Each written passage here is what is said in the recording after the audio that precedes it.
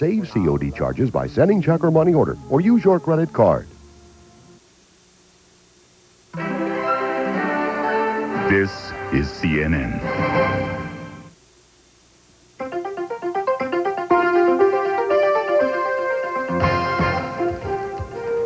Iraqi demonstrators force a UN inspection team off the streets. Will the Allies retaliate? Barcelona tries to clean up its streets and get ready for the Olympics. To our viewers around the world, welcome to World Day. I'm Reid Collins. And I'm Bobbie. Battista. Coming up later, Bosnian refugees looking for new lives. A group of 180 Bosnian Muslims arrive at Hungary's largest reception camp. A moment like this can be among the most traumatic of times for refugees. Their emotions a mixture of relief at finding safety, along with distress at the sudden realization of what they've left behind. Reporter Gabi Rado on Bosnians fleeing a civil war. That's coming up a bit later. But first, the UN and Iraq. The confrontation between the Security Council and Baghdad over weapons inspections is intensifying. The leader of a UN inspection team has retreated from the Agriculture Ministry, saying Iraqi demonstrations were getting dangerous. The group had been there since early July, demanding access to the building. Iraq has refused and is denying that any weapons information is in the ministry. Iraq's UN ambassador says the reaction in Baghdad is understandable. I regret any harassment directed against any UN personnel, whether a member of this inspection or otherwise. However, we are all humans, and we have to understand the frustration and the pain and the sense of indignation which the man in the street would feel. While the sanctions being tightened, imposed on the Iraqi people, the rate of inflation is going by I don't know how many 1,000%, and yet they have nothing to do but just inspect this building and destroy that weapon and that weapon. U.S. officials are hoping Saddam Hussein will back down, but the Pentagon says it has sufficient forces in the region for military action if that becomes necessary. And NATO's top commander is warning Iraq not to underestimate the resolve of Gulf War allies. Secretary of State James Baker says no decision's been made yet on his joining the president's re-election campaign. Baker says, until you hear it from the president, I wouldn't make book on it. Campaign sources have told CNN, though, they fully expect Baker will join the re-election effort, and there are numerous published reports saying that Baker's going to take the job, in fact, next month. CNN's World Affairs correspondent Ralph Begleiter is traveling with the Secretary of State in Cairo and now joins us on the phone from the Egyptian capital. Ralph, the politics, I guess, is first. Is the Secretary going, or isn't he? Well, Baker was asked the question directly for the first time in a public situation here in Cairo today, and he responded to it more directly than he has in the past. As you noted, he said there has been no decision made, but he said that he expects to be working on foreign policy actively for the next days and weeks ahead. When he was asked whether he'd expand that to months, he did not do so. He said there has been no decision made that he would go off to work on the campaign. He said, you see me involved now actively in the peace process. And Baker said he hopes and believes that he will be actively involved in the peace process in the days and weeks ahead.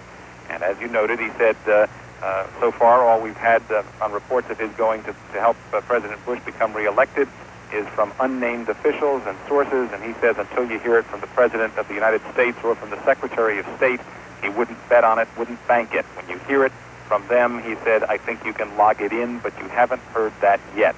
So what does this boil down to, Reid? It is not a denial. James Baker is not denying that he will go and help President Bush become reelected, but he does seem to indicate that at least for a few more weeks he will remain U.S. Secretary of State. That, by the way, is perfectly consistent with many reports that have been published in recent weeks. I think perhaps the most detailed report that CNN has used on that subject has indicated that Baker could take the job as some sort of campaign manager or campaign honcho from the White House sometime in August or perhaps after Labor Day. That would be consistent with his remark that he wouldn't do it for the next days or weeks. Ralph, on the subject at hand, we understand that the Housing Ministry of Israel has announced a freeze on all new building. That would seem to put some sort of a crown in the Baker cap here. Well, Baker is actually handling it more cautiously than that. A freeze on building is, I don't know what the Housing Ministry has said because I'm just hearing that from you for the first moment, but what Baker says he has heard is that the Israelis, has heard from the Israelis, is that there will be substantial and severe limits on settlements imposed by the new Rabin government. Substantial and severe limits.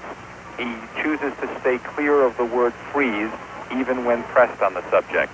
And I think that's because some of the Arab countries, I think, would consider a freeze to be something more than just stopping new construction, but perhaps stopping any kind of additions to settlements that already exist.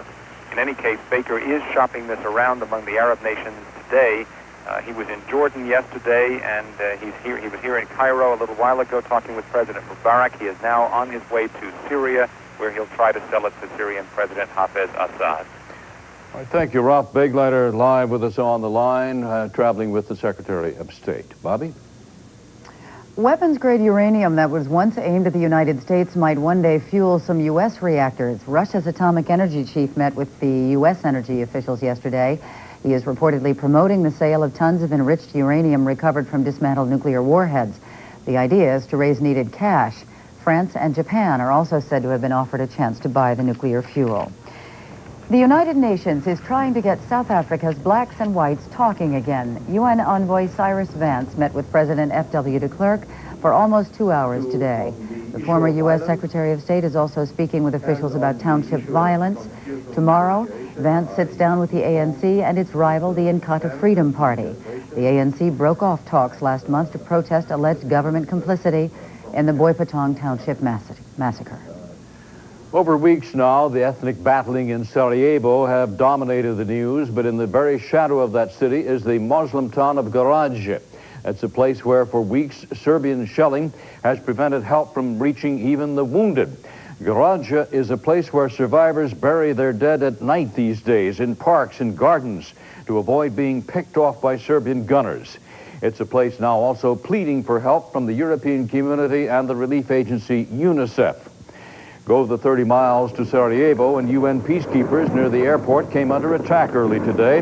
Their camp was damaged. No casualties were reported. Their Canadian commander, though, is getting fed up. Somebody's targeting us, then it doesn't do any good to move anywhere other than to Bosnia-Herzegovina. The fact of the matter is I have some information as to why that happened, and I'll be dealing with it just as quickly as we can. It'll certainly be done today. And if the side or the sides that are involved don't carry out the appropriate action, then we'll take action. The presidents of Bosnia and a neighboring Croatia are trying to take action of their own. They have signed a pact. It pledges their forces would fight together to expel the Serbs if the international peace efforts finally fail. Sexual harassment allegations have prompted the U.S. Navy to relieve a salvage ship commander of his duties. The skipper of the USS Safeguard must now await the completion of an investigation. The Navy is reportedly investigating numerous harassment and discrimination complaints by female sailors based in Hawaii. Charges of cover-up coming from Capitol Hill, where Democrats hope to make political issue out of the U.S. policy toward Iraqi President Hussein. Barcelona's streetwalkers are told to hit the road farther as the city polishes the Olympic image. Those stories ahead on World Day.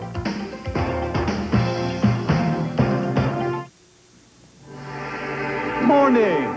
What's for breakfast in modern times? Oh, just cereal. Back in my century, we enjoyed grains kept whole for a more natural, hearty taste. You great grains. You bet it's great. Toasted wheat, oats, and barley. Kept whole, full of flavor.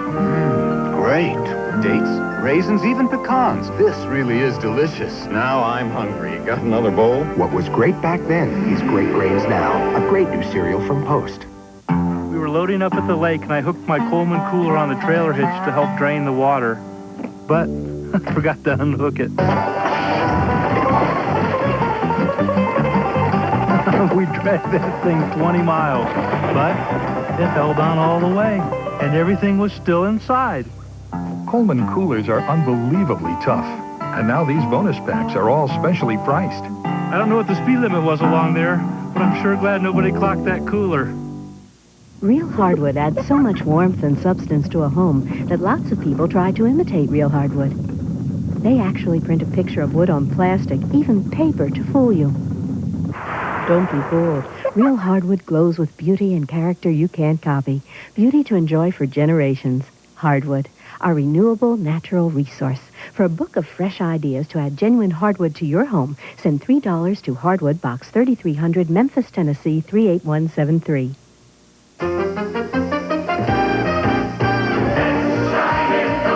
For cleaning, shining, and disinfecting, nothing outperforms us in the bathroom. Dow Bathroom Cleaner, starring Scrubbing Bubbles. We work hard so you don't have to. From now until November, CNN reviews the week in politics. A look at the events and the issues shaping the news, plus analysis and perspective from the experts. Campaign USA 92, Sunday, 9:30 Eastern on CNN.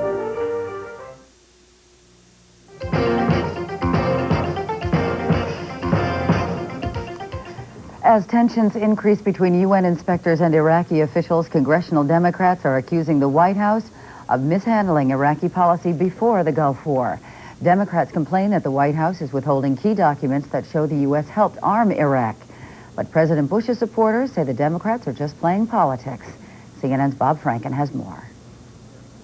Once again, Banking Committee Chairman Henry Gonzalez takes to the House floor to accuse the White House of a cover-up of its role in the arming of Saddam Hussein's Iraqi forces. To say the least, this was a very confusing policy. It meant winking at the Iraqi nuclear program, letting it slide, but not too far. But this policy also makes it clear the president was not telling the truth.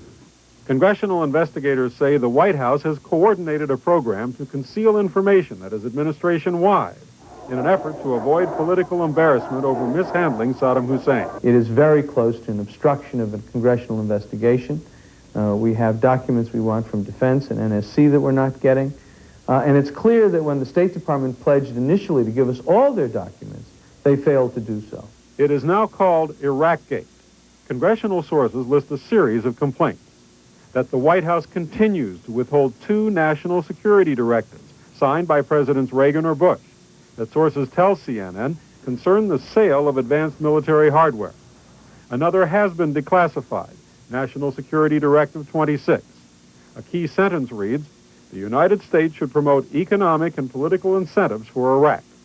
President Bush signed it exactly 10 months before Iraq invaded Kuwait. Republicans charge that ever since the Desert Storm victory, Democrats have been trying to discredit the president over Iraq. This is all political. You guys are here to beat up George Bush. The administration insists it is only protecting disclosure of highly sensitive information. In a July 1991 letter to the House Foreign Affairs Committee chairman, Secretary of State Baker said, "We believe that the president could assert executive privilege. It has not been invoked. But those who are coordinating the administration response have refused to appear before a congressional committee." How should this committee respond to a situation where the refusal to provide documents to other committees has now been compounded by a new refusal to provide critical witnesses to us? Democrats on the House Judiciary Committee eventually responded by asking the Attorney General to look into an independent counsel investigation.